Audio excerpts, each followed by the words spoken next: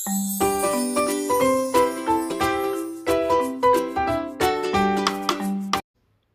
Hello friends, welcome back to my channel middle class lifestyle. ಇವತ್ತಿನ ವ್ಲಾಗಲ್ಲಿ one day ಟ್ರಿಪ್ಗೆ ನಿಮ್ಮನ್ನೆಲ್ಲ ಕರ್ಕೊಂಡು ಹೋಗ್ತಾ ಇದ್ದೀನಿ. ಮೈಸೂರು ಕಡೆ ಹೊರಟಿದ್ದೀವಿ. ನನ್ನ ಹಸ್ಬೆಂಡ್ ಅವರ ಫ್ರೆಂಡ್ ಒಬ್ಬರು ನಂಜನಗೂಡಿಗೆ ಹೋಗಬೇಕಾಗಿತ್ತು, ಏನೋ ಅರ್ಕೆ ಇತ್ತು, ಅದನ್ನು ಉಂಡಿಗೆ ಹಾಕ್ಬಿಟ್ಟು ಬರಬೇಕಾಗಿತ್ತು. ಹಾಗಾಗಿ ಹೊರಟಿದ್ದೀವಿ, ನೀವು ಬನ್ನಿ ಹೋಗಿ ಬರೋಣ ಅಂತಂದರು. ಸೊ ಅವತ್ತು ನಾವು ಕೂಡ ಫ್ರೀ ಇದ್ವಿ, ಒಂದೇ ದಿನ ಅಲ್ವಾ, ಹೋಗ್ಬಿಟ್ಟು ಬರೋಣ, ರಾತ್ರಿಗೆಲ್ಲ ವಾಪಸ್ ಬರ್ತೀವಲ್ಲ ಅಂತ ಹೊರಟಿದ್ದೀವಿ. ಇವಾಗ ಬೆಳಗ್ಗೆ ಬೇಗ ಎದ್ದು ಪೂಜೆ ಎಲ್ಲ ಮುಗಿಸಿ ರೆಡಿಯಾಗಿ ಹೊರಟಿದ್ರಿಂದ ಮನೇಲೇನು ತಿಂಡಿ ಮಾಡಿರಲಿಲ್ಲ. ಹಾಗಾಗಿ ಹೋಗ್ತಾನೆ ಬಿಡ್ದಿ ತಟ್ಟೆ ಇಡ್ಲಿ ತಿನ್ನೋಣ ಅಂತ ಅಂದ್ಬಿಟ್ಟು ನಾವು ಲಾಸ್ಟ್ ಟೈಮ್ ಮಡಿಕೇರಿಗೆ ಹೋಗುವಾಗ ಎಲ್ಲಿ ತಿಂಡಿ ತಿಂದಿದ್ವೋ ಅದೇ ಅಂಗಡಿಯಲ್ಲಿ ಬಿಡ್ದಿ ತಟ್ಟೆ ಇಡ್ಲಿ ತಿಂತಾಯಿದ್ದೀವಿ. ನೋಡಿ, ಇದೇ ಹೋಟೆಲ್ ಸುಚಿತ್ರ ಅಂತ. ನಾವು ಲಾಸ್ಟ್ ಟೈಮ್ ಮಡಿಕೇರಿಗೆ ಹೋಗುವಾಗೂ ಕೂಡ ಇದೇ ಹೋಟೆಲಲ್ಲಿ ತಿಂಡಿ ತಿಂದ್ಬಿಟ್ಟು ಹೊರಟಿದ್ವಿ. ಇಲ್ಲಿ ತಿಂಡಿ ಮುಗಿಸಿ ನೆಕ್ಸ್ಟು ನಮ್ಮ ಜರ್ನಿನ ಕಂಟಿನ್ಯೂ ಮಾಡಿದ್ವಿ. ಫಸ್ಟು ನಾವು ಹೋಗಿದ್ದು ಚನ್ನಪಟ್ಟಣದಲ್ಲಿ ಇರೋವಂಥ ಶ್ರೀ ಅಪ್ರಮೇಯ ಸ್ವಾಮಿ ದೇವಸ್ಥಾನಕ್ಕೆ. ಎಷ್ಟೋ ಸಲ ನಾವು ಮೈಸೂರಿಗೆ ಹೋಗಿರ್ತೀವಿ, ನೋಡಿರೋವಂಥ ಪ್ಲೇಸಸ್ನೇ ನೋಡ್ಕೊಂಡು ವಾಪಸ್ ಬಂದಿರ್ತೀವಿ. ಆದರೆ ನೋಡದೇ ಇರೋವಂಥ ಪ್ಲೇಸಸ್ಸು ತುಂಬಾ ಜಾಸ್ತಿ ಇದೆ. ಅದರಲ್ಲೂ ತುಂಬ ಫೇಮಸ್ಸು, ತುಂಬ ಪವರ್ಫುಲ್ ಆದಂತಹ ದೇವಸ್ಥಾನಗಳು ಸಾಕಷ್ಟು ಇದ್ವು. ಈ ಸಲ ನೋಡಿರೋದನ್ನೇ ನೋಡೋದು ಬೇಡ, ನೋಡ್ದಿಲ್ದಿರೋ ಅಂಥದ್ದನ್ನು ನೋಡೋಣ ಅಂತ ಅಂದ್ಬಿಟ್ಟು ಶ್ರೀ ಅಪ್ರಮೇಯ ದೇವಸ್ಥಾನಕ್ಕೆ ಬಂದಿದ್ದೀವಿ. ಈ ದೇವಸ್ಥಾನದ ಸ್ಪೆಷಾಲಿಟಿ ಏನಂದರೆ ಬಾಲ ಕೃಷ್ಣ ಇರುವಂಥ ದೇವಸ್ಥಾನ ಇದು. ಅಂಬೆಗಾಲ್ ಕೃಷ್ಣ ಅಂತ ಕೂಡ ಕರೀತಾರೆ. ಈ ದೇವಸ್ಥಾನದಲ್ಲಿ ನೋಡ್ತಾ ಇರ್ಬೋದು, ತೊಟ್ಲುಗಳನ್ನೆಲ್ಲ ಮಾಡ್ತಾ ಇರ್ತಾರೆ. ಇಲ್ಲಿ ಸೈಡಲ್ಲಿ ಮರದ ತೊಟ್ಲು. ಯಾರಿಗೆ ಸಂತಾನ ಭಾಗ್ಯ ಇಲ್ಲ, ಮಕ್ಕಳಾಗಲಿಲ್ಲ ಅಂತ ಕೊರಗ್ತಾ ಇರ್ತಾರೋ ಅಂಥವರು ಈ ದೇವಸ್ಥಾನಕ್ಕೆ ಬಂದು ತೊಟ್ಲನ್ನು ತಗೊಂಡು ತೊಟ್ಲನ್ನು ಅಲ್ಲಿ ಪೂಜೆ ಮಾಡಿಸಿ ದೇವಸ್ಥಾನದ ಒಳಗಡೆ ಬಾಲ ಅಂದರೆ ಅಂಬೆಗಾಲ್ ಕೃಷ್ಣ ಎಲ್ಲಿದ್ದಾನೆ ಅಲ್ಲಿ ಕಟ್ಸಿದ್ರೆ ಅವರಿಗೆ ಮಕ್ಕಳಾಗುತ್ತೆ ಅಂತ ಹೇಳ್ತಾರೆ. ಜೊತೆಗೆ ಕೃಷ್ಣನಿಗೆ ಬೆಣ್ಣೆ ಅಲಂಕಾರವನ್ನು ಮಾಡಿದ್ರೂ ಕೂಡ ಮಕ್ಕಳಾಗತ್ತೆ ಅಂತ ಹೇಳ್ತಾರೆ. ಮೊದಲನೇದಾಗಿ ನಾವು ಹೋಗಿದ ತಕ್ಷಣ ವೆಂಕಟರಮಣ ಸ್ವಾಮಿ ದೇವಸ್ಥಾನ ಸಿಗುತ್ತೆ. ಆ ದೇವಸ್ಥಾನದ ಹಿಂಭಾಗದಲ್ಲಿ ನಮಗೆ ಅಂಬೆಗಾಲು ಕೃಷ್ಣ ಇರೋವಂಥದ್ದು. ಆ ಅಂಬೆಗಾಲು ಕೃಷ್ಣನ ನೋಡಿಕೊಂಡು ದರ್ಶನ ಎಲ್ಲ ಮಾಡಿಕೊಂಡು ನೆಕ್ಸ್ಟು ಅಲ್ಲಿಂದ 1-2 ಕಿಲೋಮೀಟರ್ ದೂರದಲ್ಲಿ ನದಿ ನರಸಿಂಹಸ್ವಾಮಿ ದೇವಸ್ಥಾನ ಇದೆ. ನದಿ ನರಸಿಂಹಸ್ವಾಮಿ ದೇವಸ್ಥಾನ ತುಂಬ ಚಿಕ್ಕ ದೇವಸ್ಥಾನ. ದೇವಸ್ಥಾನದ ಮುಂದೆನೇ ನದಿ ಹರಿಯುತ್ತೆ ಅಂತ ಹೇಳ್ತಾರೆ. ಆದರೆ ನಾವು ಹೋದಾಗ ನೀರೆಲ್ಲ ಬತ್ತೋಗಿತ್ತು. ಈ ದೇವಸ್ಥಾನದಲ್ಲಿ ಅರ್ಚನೆ ಮಾಡಿಸಿ ಪೂಜೆ ಎಲ್ಲ ಮಾಡಿಸಿ ದೇವರ ದರ್ಶನ ಮಾಡಿಕೊಂಡು ನೆಕ್ಸ್ಟು ನಾವು ಹೋಗಿದ್ದು ಇತ್ತೀಚೆಗೆ ತುಂಬಾ ಫೇಮಸ್ ಆಗಿರುವಂಥ ಒಂದು ದೇವಸ್ಥಾನ ಗೌಡ್ಗೆರೆ ಚಾಮುಂಡೇಶ್ವರಿ ದೇವಸ್ಥಾನಕ್ಕೆ. ಇಲ್ಲಿ ಇರೋವಂಥ ಚಾಮುಂಡೇಶ್ವರಿ ವಿಗ್ರಹ ಏನಿದೆ ಅದು ವಿಶ್ವದಲ್ಲೇ ಅತ್ಯಂತ ಎತ್ತರವಾಗಿರುವಂಥ ಚಾಮುಂಡೇಶ್ವರಿ ವಿಗ್ರಹ ಅಂತ ಹೇಳ್ತಾರೆ. ಇಲ್ಲಿ ದೇವಸ್ಥಾನದ ಎದುರುಗಡೆನೇ ಇರುವಂಥದ್ದು ಬಸಪ್ಪನ ಒಂದು ಸಮಾಧಿ ಅಥವಾ ಗದ್ದಿಗೆ ಅಂತ ಕರೀತಾರೆ. ಇಲ್ಲಿ ಸುತ್ತ ನೋಡ್ತಾ ಇರ್ಬೋದು ನೀವು, ತೆಂಗಿನಕಾಯಿಗಳನ್ನ ಕಟ್ಟಿದ್ದಾರೆ. ಇಲ್ಲಿ ನೀವು ಬಂದು ತೀರ್ಥ ಸ್ನಾನವನ್ನು ಮಾಡಿ ಯಾವುದಾದ್ರೂ ಒಂದು ಸಮಸ್ಯೆ ಇದೆ ಅಂತಂದರೆ ಆ ಒಂದು ಸಮಸ್ಯೆಗೆ ತೆಂಗಿನಕಾಯನ್ನು ತಗೊಂಡು ಕಟ್ಟಿದ್ರೆ ನಿಮ್ಮ ಸಮಸ್ಯೆ ಎಲ್ಲ ನೆರವೇರುತ್ತೆ ಅಂತ ಹೇಳ್ತಾರೆ. ಹಾಗಾಗಿ ಇಲ್ಲಿಗೆ ಬಂದವರು ಏನೇ ಸಮಸ್ಯೆ ಇದ್ದರೂ ಕೂಡ ಅಲ್ಲಿ ದೇವಸ್ಥಾನದ ಹತ್ರ 50 ರೂಪಾಯಿ ಕೊಟ್ಟರೆ ತೆಂಗಿನಕಾಯಿ ಕೊಡ್ತಾರೆ. ಅದನ್ನು ತೊಗೊಂಡು ಬಂದು ಈ ಬಸಪ್ಪನ ಗದ್ದಿಗೆ ಹತ್ರ ಕಟ್ಟಬೇಕಾಗತ್ತೆ. 7 ಭಾನುವಾರಗಳು ಕಟ್ಟಬೇಕು ಅಂತ ಹೇಳ್ತಾರೆ ಕೆಲಸ ಆಗಬೇಕು ಅಂದರೆ. ನಿಮಗೆ ದೊಡ್ಡದಾಗಿರುವಂಥ ಚಾಮುಂಡೇಶ್ವರಿ ವಿಗ್ರಹ ಏನು ಕಾಣಿಸುತ್ತೆ ಅದರ ಬಲಭಾಗದಲ್ಲಿ ಚಾಮುಂಡೇಶ್ವರಿ ಅಮ್ಮನವರ ಮೂಲ ವಿಗ್ರಹ ಇದೆ. ಆ ಒಂದು ದೇವರ ದರ್ಶನ ಮಾಡಿಕೊಂಡು ಆ ದೇವಸ್ಥಾನದ ಹಿಂಭಾಗದಲ್ಲಿ ಆಂಜನೇಯ ಸ್ವಾಮಿ ದರ್ಶನವನ್ನು ಮಾಡಿಕೊಂಡು ಅನಂತರ ನಾವು ಈ ಒಂದು ದೊಡ್ಡದಾಗಿರುವಂಥ ಪ್ರತಿಮೆ ಏನು ಮಾಡಿದ್ದಾರೆ ಇಲ್ಲಿ ಬಂದು ದರ್ಶನ ಮಾಡ್ಬೋದು. ಈ ದೊಡ್ಡದಾಗಿರುವಂಥ ಸ್ಟ್ಯಾಚ್ಯೂ ಕೆಳಗಡೆ ವಸ್ತು ಪ್ರದರ್ಶನದ ಥರ ಮಾಡಿದ್ದಾರೆ. ಚಿಕ್ಕ ಮಕ್ಕಳಿಗೆಲ್ಲ ತುಂಬ ಚೆನ್ನಾಗಿದೆ. 50 ರೂಪಾಯಿ ಎಂಟ್ರಿ ಫೀಸು. 10 ವರ್ಷಕ್ಕಿಂತ ಕೆಳಪಟ್ಟವ್ರಿಗೆ ಅಂದರೆ 10 ವರ್ಷಕ್ಕಿಂತ ಚಿಕ್ಕವ್ರಿಗೆ ಯಾವುದೇ ಶುಲ್ಕ ಇರೋದಿಲ್ಲ, ಫ್ರೀ ಇರುತ್ತೆ. ಹೋಗಿ ತೋರಿಸ್ಕೊಂಡು ಬನ್ನಿ, ತುಂಬಾ ಚೆನ್ನಾಗಿದೆ. ಇನ್ನು ಈ ದೇವಸ್ಥಾನದಲ್ಲಿ ಬೆಳಗ್ಗೆಯಿಂದ ರಾತ್ರಿವರೆಗೂ ಕೂಡ ಅನ್ನದಾನದ ವ್ಯವಸ್ಥೆನೂ ಕೂಡ ಇರುತ್ತೆ. ಊಟ ಮಾಡೋರು ಮಾಡ್ಬೋದು.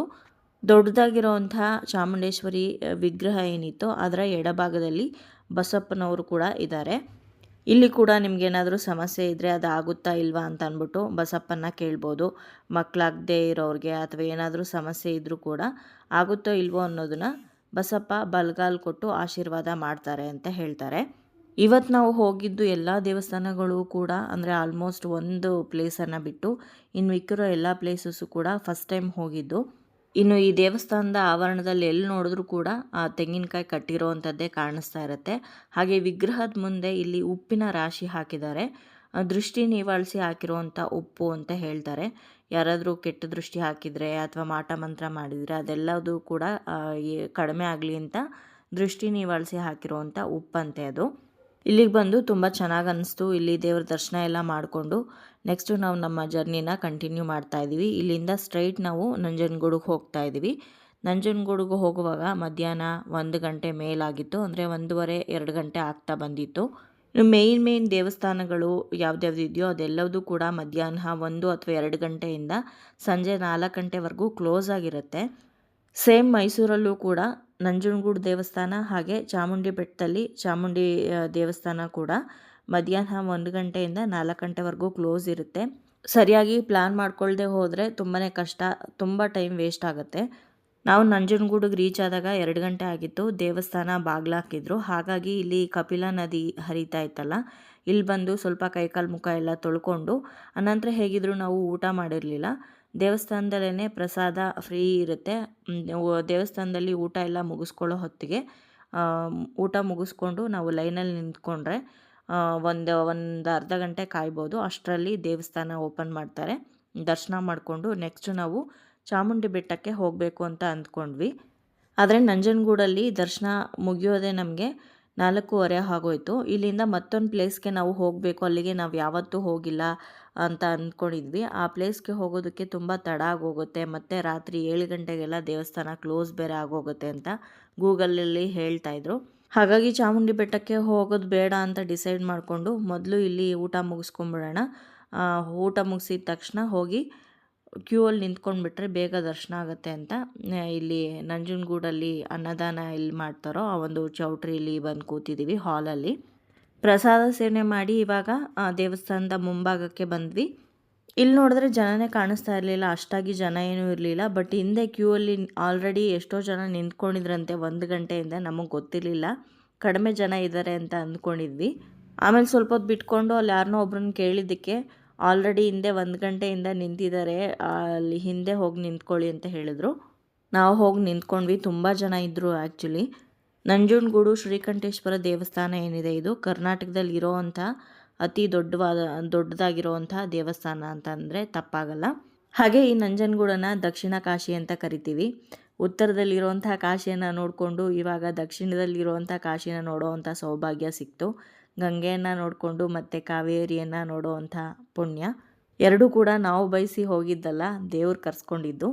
4 ಗಂಟೆಗೆ ಕರೆಕ್ಟಾಗಿ ದೇವಸ್ಥಾನದ ಬಾಗಿಲನ್ನು ಓಪನ್ ಮಾಡಿದ್ರು. ನಮಗೂ ಕೂಡ ಬೇಗನೆ ದರ್ಶನ ಆಯಿತು, ತುಂಬ ಚೆನ್ನಾಗಿ ದರ್ಶನ ಆಯಿತು. ದರ್ಶನ ಮುಗಿಸ್ಕೊಂಡು ಇವಾಗ ಹೊರಗಡೆ ಬಂದು ಇಲ್ಲಿ ನಂದಿನೂ ಕೂಡ ನೋಡಿಕೊಂಡು ಇಲ್ಲಿಂದ ಹೊರಗಡೆ ಹೋಗ್ತಾ ಇದ್ದೀವಿ. ದೇವಸ್ಥಾನದ ಹೊರಗಡೆ ಬಂದು ಪ್ರಸಾದ ತಗೊಂಡು ಇಲ್ಲಿಂದ ಹೊರಡ್ತೀವಿ. ನಂಜನಗೂಡಿಂದ ನೆಕ್ಸ್ಟು ನಾವು ಹೋಗಿದ್ದು ಪಾಂಡವಪುರದ ಹತ್ರ ಇರೋವಂಥ ಕಲ್ಲಳ್ಳಿ ಭೂವರಹಸ್ವಾಮಿ ದೇವಸ್ಥಾನಕ್ಕೆ ಹೋಗ್ತಾ ಇದ್ದೀವಿ. ಇದು ಕೂಡ ಫಸ್ಟ್ ಟೈಮ್ ನಾವು ಹೋಗ್ತಾ ಇರೋವಂಥದ್ದು. ನಂಜನಗೂಡನ್ನು 4:15 ಆಗಿತ್ತು ನಾವು ಬಿಟ್ಟಾಗ. ಅಲ್ಲಿಂದ ಜರ್ನಿ ಏನಿದೆ ಅದು ಸಿಂಗಲ್ ರೋಡು, ತುಂಬಾ ಚಿಕ್ಕದಾಗಿರೋವಂಥ ರೋಡು. ಎಷ್ಟು ಬೇಗ ಹೋಗಬೇಕು ಅಂದರೂ ಕೂಡ ತುಂಬಾ ಲೇಟಾಗಿ ಹೋಗುತ್ತೆ. 1:30 ಗಂಟೆಯಿಂದ 2 ಗಂಟೆ ಆಗ್ಬೋದು ರೀಚ್ ಆಗೋದಕ್ಕೆ ಅಂತ ಹೇಳಿದರು. ಹೋಗ್ತಾ ದಾರಿಯಲ್ಲಿ ಯಾವುದೋ ಒಂದು ಜಾತ್ರೆ ನಡೀತಾ ಇತ್ತು, ಹಾಗಾಗಿ ತುಂಬಾ ರಶ್ ಆಗಿತ್ತು. ನಾವು ಭೂವರಸ್ವಾಮಿ ದೇವಸ್ಥಾನಕ್ಕೆ ಬರೋ ಅಷ್ಟರಲ್ಲಿ ಕತ್ಲು ಆಗೋಗಿತ್ತು. ಹಾಗಾಗಿ ಸರಿಯಾಗಿ ನನಗೆ ಇಲ್ಲಿ ವಿಡಿಯೋ ಮಾಡೋದಕ್ಕಾಗಿಲ್ಲ. ಭೂವರಸ್ವಾಮಿ ದೇವಸ್ಥಾನ ಅಂದರೆ ನಿಮ್ಮೆಲ್ಲರಿಗೂ ಗೊತ್ತಿರ್ಬೋದು. ಯಾವುದಾದ್ರೂ ಮನೆ ಕಟ್ಟಬೇಕು ಅಥವಾ ಸೈಟಿಗೆ ಸಂಬಂಧಪಟ್ಟಂಗೆ ಆಸ್ತಿ ಕೊಂಡ್ಕೊಳ್ಬೇಕು, ಇದೆಲ್ಲ ಏನೇ ಸಮಸ್ಯೆ ಇದ್ದರೂ ಕೂಡ ಈ ದೇವಸ್ಥಾನಕ್ಕೆ ಬಂದು ಪೂಜೆ ಮಾಡಿಸ್ಕೊಂಡು ಇಲ್ಲಿರುವಂಥ ಮಣ್ಣನ್ನು ತೊಗೊಂಡೋದ್ರೆ ತುಂಬಾ ಒಳ್ಳೆಯದಾಗತ್ತೆ. ಆ ಮಣ್ಣನ್ನು ಇಟ್ಟು ಮನೇಲಿ ಪೂಜೆ ಮಾಡಿ ನೀವೇನು ಸೈಟ್ ತೊಗೋಬೇಕು ಅಂತ ಇದ್ದೀರಾ, ಮಾರಬೇಕು ಅಂತ ಇದ್ದೀರಾ, ಅಲ್ಲಿ ಹಾಕಿದ್ರೆ ಖಂಡಿತವಾಗ್ಲೂ ಅದು ನಿರ್ವಿಘ್ನವಾಗಿ ನೆರವೇರುತ್ತೆ ಅಂತ ಹೇಳ್ತಾರೆ. ದೇವಸ್ಥಾನದ ಒಳಗಡೆ ದೇವರ ವಿಗ್ರಹ ತುಂಬ ಅಂದರೆ ತುಂಬಾ ಚೆನ್ನಾಗಿದೆ. ಈ ದೇವಸ್ಥಾನ ಊರ ಹೊರಭಾಗದಲ್ಲಿ ಇರೋದ್ರಿಂದ ಬೇಗನೆ ಮುಚ್ಚಿಬಿಡ್ತಾರೆ. 7 ಗಂಟೆಗೆಲ್ಲ ಕ್ಲೋಸ್ ಆಗೋಗುತ್ತೆ. 6 ಗಂಟೆ ಮೇಲೆ ನಿಮಗೆ ಮಣ್ಣಿನ ಪೂಜೆ ಏನೂ ಮಾಡಿಕೊಡೋದಿಲ್ಲ. ಹಾಗಾಗಿ ಆದಷ್ಟು ಬೇಗನೆ ಈ ದೇವಸ್ಥಾನಕ್ಕೆ ಬನ್ನಿ. ಕತ್ಲಾದ ಮೇಲೆಲ್ಲ ಬಂದರೂ ಕೂಡ ಪ್ರಯೋಜನ ಇಲ್ಲ. ಇಲ್ಲಿ ನಾವು ದರ್ಶನ ಎಲ್ಲ ಮಾಡಿಕೊಂಡು ನೆಕ್ಸ್ಟು ನಾವು ನಮ್ಮ ಜರ್ನಿನ ವಾಪಸ್ ಬೆಂಗಳೂರು ಕಡೆ ಶುರು ಮಾಡಿದ್ದೀವಿ. ಹೋಗ್ತಾ ಆನ್ ದ ವೇ ಊಟಕ್ಕೆ ಅಂತ ಒಂದು ಕಡೆ ನಿಲ್ಲಿಸಿ ಇಲ್ಲಿ ಊಟ ಮಾಡ್ತಾಯಿದ್ವಿ. ರೋಟಿ, ಪನ್ನೀರ್ ಕರಿ ಹಾಗೆ ವೆಜ್ ಕೋಫ್ತಾ ಎಲ್ಲ ತೊಗೊಂಡಿದ್ವಿ. ಆಲ್ರೆಡಿ ಬೆಂಗಳೂರು ಕಡೆಗೆ ಒಂದು ಅರ್ಧ ಬಂದುಬಿಟ್ಟಿದ್ವಿ, ಇನ್ನು ಅರ್ಧ ಪ್ರಯಾಣ ಮುಂದುವರಿಸ್ಬೇಕು. ಸೊ ಇವತ್ತಿನ ಈ ವ್ಲಾಗ್ನ ಇಲ್ಲಿಗೆ ಮುಗಿಸ್ತಾ ಇದ್ದೀನಿ. ವ್ಲಾಗ್ ನಿಮ್ಮೆಲ್ಲರಿಗೂ ಇಷ್ಟ ಆಗಿರ್ಬೋದು ಅಂತ ಭಾವಿಸ್ತೀನಿ. ಇಷ್ಟ ಆಗಿದ್ರೆ ಲೈಕ್ ಮಾಡಿ, ಬೇರೆಯವ್ರಿಗೂ ಕೂಡ ಶೇರ್ ಮಾಡಿ. ಹಾಗೆ ನಿಮ್ಮ ಅನಿಸಿಕೆ ಅಭಿಪ್ರಾಯವನ್ನು ಖಂಡಿತವಾಗ್ಲೂ ಕಮೆಂಟ್ ಮುಖಾಂತರ ಬರೀ ತಿಳಿಸಿ. ಮತ್ತೊಂದು ಇಂಟ್ರೆಸ್ಟಿಂಗ್ ವ್ಲಾಗ್ ಜೊತೆಗೆ ನಿಮ್ಮನ್ನ ಮತ್ತೆ ಭೇಟಿ ಆಗ್ತೀನಿ. ಅಲ್ಲಿಯವರೆಗೂ ಧನ್ಯವಾದಗಳು. ಲೋಕ ಸಮಸ್ತ ಸುಖಿನೋ ಭವಂತು.